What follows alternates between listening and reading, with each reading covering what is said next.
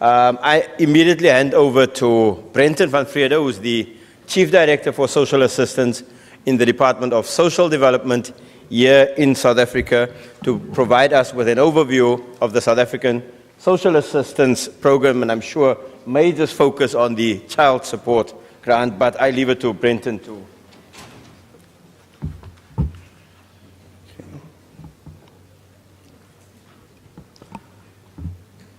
Right. Thanks, Alan.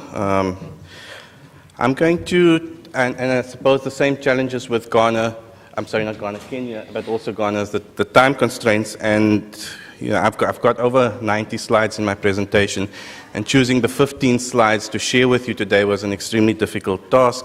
But I'm only going to flash 15 slides, so don't worry about me taking the whole afternoon. I've left the rest of the slides in the presentation, and I'm pretty sure that that you will be getting those in your packs at some point during the course of proceedings.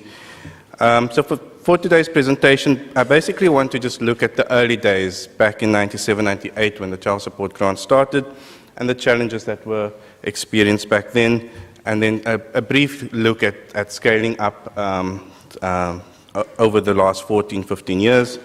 I'm not going to talk too much about impacts. We have a full presentation on impacts in one of the commissions later on this afternoon. I really just want to maybe just briefly touch on poverty and inequality, and if there's time, look at where we are at the moment and where we're thinking of going to in the future. Now, back in, well, I got to change it here. Back in 1994, we had our first democratic elections, and the first challenge, or the main two challenges the new South Africa faced was dealing with both the race issue and the equity issue. The race issue, figuring out how to deal and address racial discrimination, which was intrinsic in apartheid, but also consequently, and stemming from the race issue, looking at how we address the economic and social inequalities that basically stem from the different racial policies we had before that. Now, many people might think South Africa is is a slightly richer country, but back in 1994, we did not necessarily inherit a good fiscal stance. And what we did have prior to 1994 was a state maintenance grant, but that was basically only to a very limited number of the population, and we spent about just over R1 billion on that. Now, the challenge we had, if we wanted to roll out the state maintenance grant to the entire population, a qualifying population, it would have cost us almost 10 times what we were currently spending back then on the grant. So fiscally, at that particular point in time, it wasn't possible, and what happened was a committee, the Land Committee was established, and they had to grapple with these issues. My more detailed presentation goes into a lot of the issues that they grappled with, and I've taken it mainly from Frontier Land's book, which is also, there's a reference to that in the presentation if anyone's interested in that. But basically, they considered a whole range of policy alternatives. The obvious ones are, you could do nothing. That obviously is not would have been politically disastrous at the time. And as already mentioned, it wasn't possible at that time just to roll out the state maintenance grant to everyone.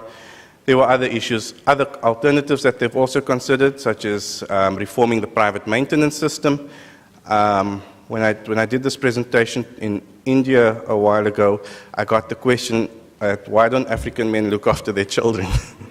It's obviously a lot more complicated than that. They didn't understand why we needed to give grants. But obviously, in South Africa at least, we had a whole history of how the family structure was damaged through various regimes. They looked at increasing social welfare services finances to mainstream social welfare services. At the time, the white paper for developmental social welfare services was also being put together. Increasing nutrition for young children, early childhood development, and the other alternative is a completely new cash transfer. and which is the one they eventually settled for, and that's how we ended up getting the child support grant. And very similar reasons to that as in Kenya. It was the easiest of all those programs. It was the easiest to implement. Not saying that any of the other programs is important, as Professor Taylor mentioned. Making your social protection systems developmental is important, and all those other programs complement your social protection programs. But the cash transfer one was the easiest to implement. Many saw it as cutting out the middleman. You get money from the pockets of the Treasury to that of the poor quite a lot quicker. It wasn't as resource as intensive as, for example, providing education, health, early childhood development. Not saying that those aren't important; those are very important, but it takes government a longer time. You need more than just the financial resources to do those other services, and it takes time for those services to evolve over time. Okay, so due to the limited fiscal space available at the time, various trade-offs had to be made, and balancing that was essentially looking at the level of the benefit and the age of the years of eligibility, and that's how the committee largely dealt with that part. It was then decided to be able to implement it within that sort of R1 billion space that we had. We had to limit the benefit for children between the ages of 0 and 7, and the benefit was the adult portion of the benefit was removed and basically just provided the child portion of the benefit, initially proposed at about 70 rands, but because of pressure from civil society at the time of implementation, it was increased to 100 rands. And that's where we started, a small benefit of 100 rands for children between the ages of 0 to 7. Another issue that was very key to the child support grant was that because of our history, the structure of the African family largely had been dismantled, and that created problems if you were just going to adopt a social protection system based on the traditional nuclear family approach. And that's where the notion of the primary caregiver came into with our child support grant, where it was decided that the money needs to go to the person who's primarily responsible for bringing up the child, whether it be the biological parents or the grandparents or other siblings in the case of child-headed households, or just even sometimes non-related individuals. Since 1998, over a period of about 15 years, we've gradually expanded the child support grant as our economy grew. We've rolled out from 0, we initially started 0 to 7, and we eventually expanded it all the way to all children up to the age of 18. I think the point it's also worth mentioning is that even though the Land Committee came out with a very good report in terms of, and fed into provided the basis for good policy, implementation didn't always follow the policy intent. And it took a while and a lot of pressure from various civil society organizations to beat out the actual system that we have today.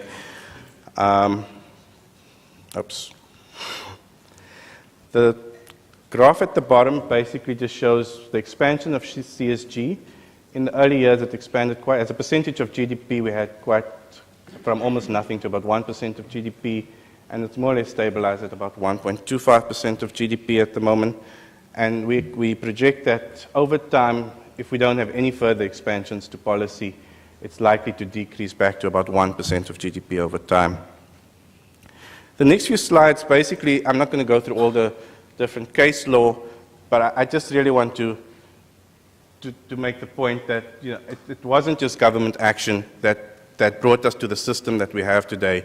It was society as a whole, and I thought the election campaign of the IEC, since we are going into elections in South Africa, is a good way of summarizing that it's more than just a government, it's society as a whole that brings about the systems that you have in place.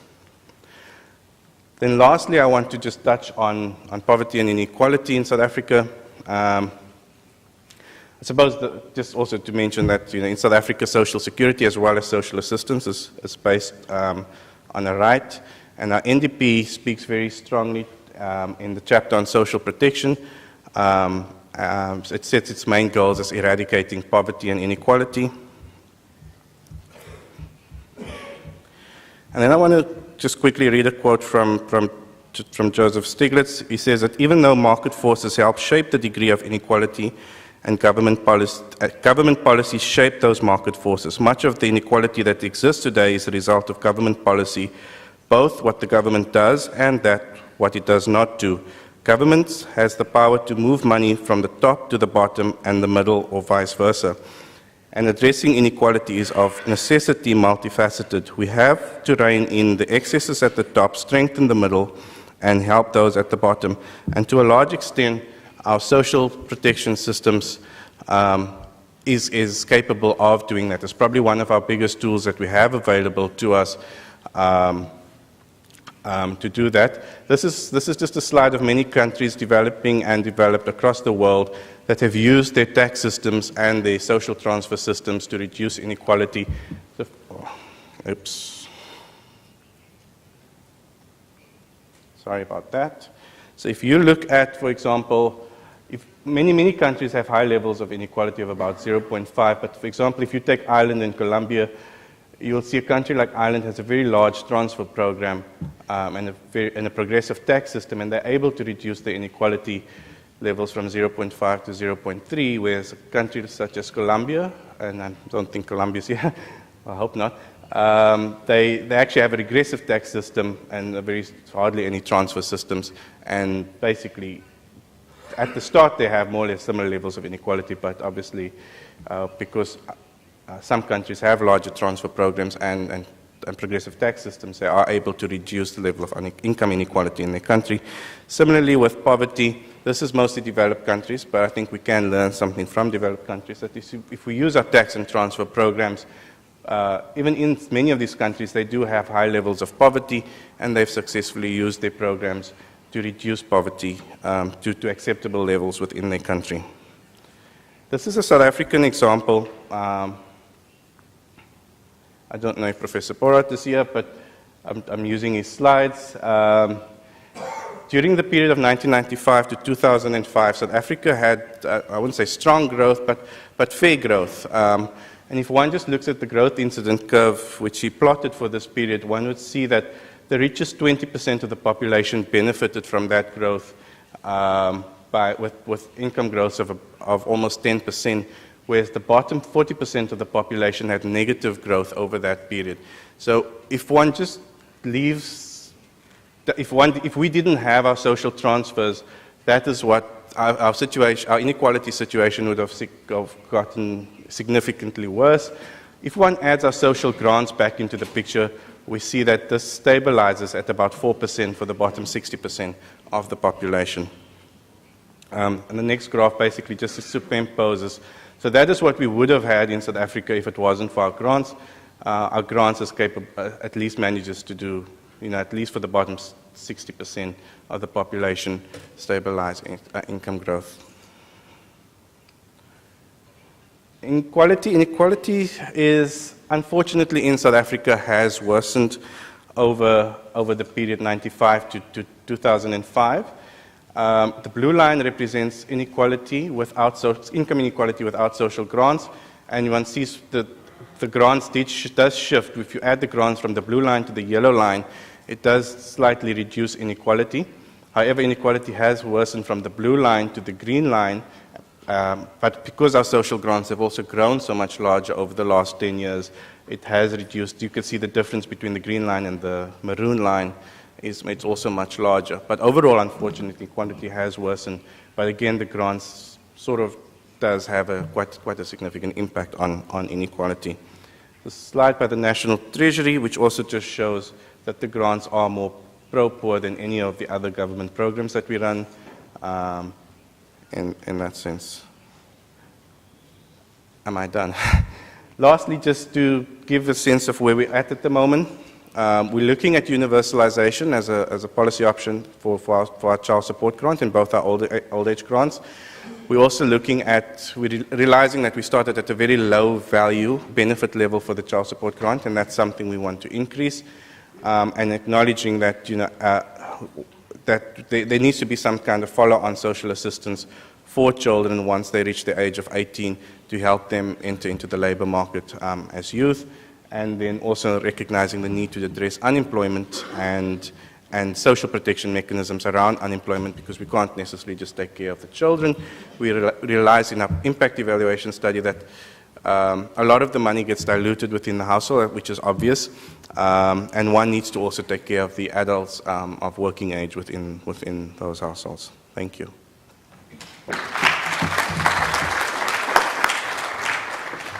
Thank you very much, Brenton. I think two things come to mind with the presentation made by Brenton.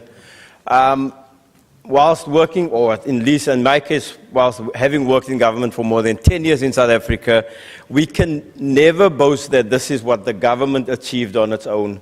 We had to, through the courts, we were moved, and to a large extent by nudges from civil society. And many of those civil society members are in this meeting right here today. And one of them, when I introduced her to a fellow colleague in Kenya, said, it took us a while to bring Salvin around to his senses about the benefits of these programs. I should just say, Isabel, I was long converted about the righteousness of it. But we could not go to the National Treasury, which is where Brenton, mind you, comes from, with stories of this poverty. We used to heard, don't tell us sad and moral stories, show us the graphs. And that is what Brenton did today, showing you the graphs and those numbers and those fiscal impacts that needed to make sense. Ladies and gentlemen, are you still with us? Can I ask you to stand for just 2 minutes right where you are, while we ask Professor Kaseke, you may stand in the meantime, Professor Kaseke, Professor Wellington, Professor or Dr. Mary, and Professor Alex van den Heever to come to the fore. While they do that and take up their place on the left-hand side, because we're changing the mode quickly, give one last round of applause to the presenters for their stimulating and interesting input. Thank you, Brenton, Winnie, and Lawrence.